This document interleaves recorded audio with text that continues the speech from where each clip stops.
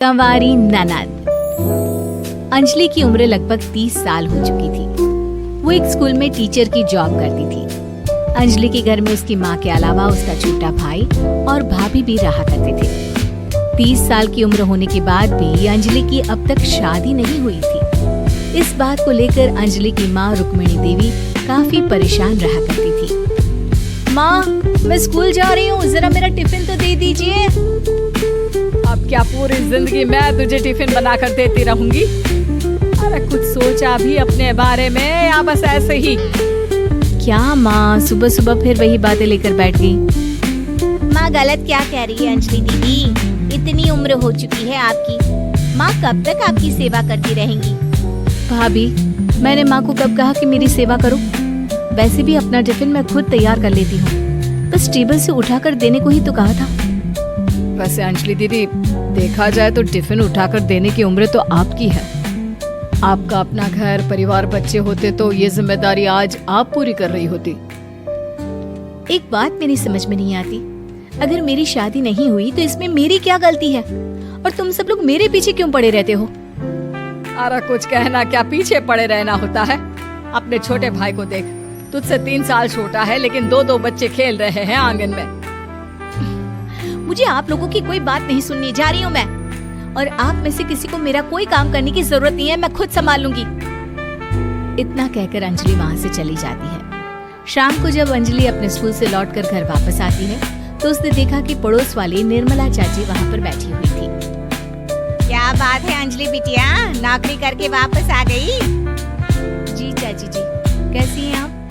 मैं तो ठीक हूँ बेटा, तुम बताओ शादी के बारे में कुछ सोचा या नहीं? अरे रहने दीजिए ना, इससे तो शादी की बात करना ही बेकार है। कुछ भी कहो तो गुस्सा करती है, बात बात पर आंखें दिखाती है। माँ, आप ऐसा क्यों कह रही है? मैंने कब आप पर गुस्सा किया? अरे अंजलि बेटा, तुम्हारी माँ ठीक ही तो कहती है। 30 की होने आई हो, अब तुम्हें भी शादी वादी कर लेनी चाहिए। चाची जी, आप तो ऐसे कह रही हैं जैसे शादी करने से मैंने मना किया हो। रहने दीजिए निर्मला चाची, हमारी अंजलि दीदी को अभी तक उनकी पसंद का दूल्हा नहीं मिला ना, इसीलिए वो शादी नहीं कर रही। भाभी, ऐसी कोई बात नहीं है। अरे तो फिर क्या बात है? तुम्हारी माँ ने तुम्हारे लिए इतने रिश्ते ढूंढे लेकिन तुम्हें कोई पसंद ही नहीं आता। क्या है ना चाची जी, हमारी ननद रानी नौकरी जो करती है ऐसे ही थोड़ी ना किसी को पसंद कर लेंगी। अरे भाई, नौकरी का घमंड है तो बात अलग है, कोई और बात हो तो बताओ, कोई रास्ता निकाला जाए। नहीं चाची जी, कोई बात नहीं है, बस मुझे अभी तक अपनी पसंद का कोई मिला नहीं है। सुन लिया आपने, इस लड़की के तो पर निकल आए हैं और इतनी उम्र में अपनी पसंद का कोई मिलेगा भी नहीं इसे। माँ, आप मेरी शादी को लेकर हमेशा मुझे ताने क्यों मारती रहती है? अपनी माँ की बातें तो ताने लगती है। ताने हैं? बताओ, मैंने कुछ गलत कहा क्या? देखो, ये सब छोड़ो, मेरी दूर की बुआ का बेटा है, उसकी अभी शादी नहीं हुई है, उम्र होगी कोई 34-35 साल। आप कहें तो बात आगे बढ़ाऊं? अरे हाँ, क्यों नहीं, ये भी कोई पूछने की बात है। अरे जल्दी से लड़की को यहाँ बुला लो। माँ, आप मुझसे पूछे बिना मेरी शादी की बात करने जा रही हैं और मेरी उम्र 30 भी पूरी नहीं हुई है। निर्मला चाची कह रही है कि वो लड़का 35 साल का है। अंजलि दीदी, आपको क्या लगता है इस उम्र में कोई फिल्म का हीरो आएगा आपके लिए? देखिए, अब पसंद और नापसंद की बात तो रहने दीजिए, पसंद करने की उम्र तो आपकी निकल चुकी। अब तो जो भी मिले उसी से शादी कर लीजिए, इसी में भलाई है। तेरी भाभी बिल्कुल ठीक कह रही है। अब जैसा रिश्ता मिले उसके लिए हाँ कर देना, ताकि हम भी गंगा नहाए। ठीक है, चलिए, मैं उस लड़के को कहती हूँ, वो कल ही अंजलि को देखने आ जाएगा। अगले दिन निर्मला चाची के दूर का रिश्तेदार अंजलि को देखने उसके घर आता है। उसका नाम था अजय। अंजलि जी, तो आप नौकरी करती हैं, वो भी स्कूल में? जी हाँ, मैं स्कूल में टीचर हूँ। हमारी बेटी बहुत होशियार है। अरे पढ़ने लिखने में इतनी होशियार है, इसीलिए तो इसकी नौकरी लगी है स्कूल में।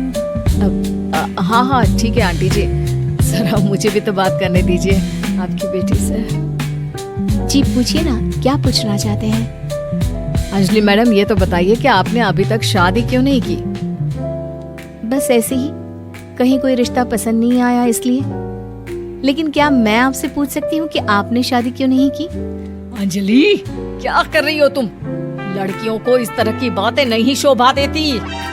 रहने दीजिए आंटी जी, आपकी बेटी काफी पढ़ी लिखी है, मैं उनके सवाल का जवाब दे ही देता हूँ। वो क्या है ना, मुझे भी अभी तक अपनी पसंद की कोई लड़की नहीं मिली। अच्छा अच्छा, कोई बात नहीं। वैसे आपकी तनख्वाह कितनी है? कितना कमा लेती है महीने का? जी यही कोई 25,000 महीने। बस 25,000? इतने से क्या होता है? इतने से तो आजकल घर भी नहीं चलता। आपके कहने का क्या मतलब है? अरे मैं तो ये सोच कर आया था कि नौकरी वाली लड़की है, आराम से 40,000 कमाती होगी। माफ कीजिएगा, आपका और मेरा रिश्ता नहीं हो सकता। जी कोई बात नहीं, मुझे भी आपके साथ शादी करने में कोई इंटरेस्ट नहीं है। अंजलि, किस तरह की बात कर रही हो? घर आए रिश्ते को ठुकरा रही हो तुम। दीदी, अब इस उम्र में आपको इतनी अकड़ नहीं दिखानी चाहिए। अच्छा खासा रिश्ता हाथ से निकल गया, कहीं ऐसा ना हो कि जिंदगी भर कुंवारी ही रह जाओ आप। कुछ दिन और ऐसे ही निकल जाते हैं और अंजलि की शादी कभी नहीं होती। अंजलि के परिवार वाले बिंदास उसे ताने मारते रहते हैं, लेकिन अंजलि एक बड़ी नौकरी की तैयारी करती है और उसमें सिलेक्ट होने के बाद अंजलि को एक बहुत बड़ी नौकरी मिल जाती है। अब तो दीदी के नखरे और भी ज्यादा बढ़ जाएंगे भाई। अब तो इतनी बड़ी नौकरी जो लगी है, अब इनकी शादी होने से रही। माँ, मुझे नौकरी के लिए दूसरे शहर जाना पड़ेगा। आप जानती हैं ये बहुत बड़ी जॉब है और इसमें पैसे भी बहुत ज्यादा मिलेंगे। अच्छा, कितने पैसे मिलेंगे बेटा? माँ, मुझे हर महीने 90,000 सैलरी मिलेगी। क्या? अरे वाह वाह, ये तो बहुत अच्छी बात है। लेकिन फायदा क्या? कितने भी पैसे मिले, शादी तो हुई नहीं ना तुम्हारी। अंजलि नौकरी करने के लिए दूसरे शहर में चली जाती है और जब कुछ महीनों के बाद वो वापस घर आती है तो उसे अपने पति के साथ देखकर उसके घर वाले हैरान रह जाते हैं।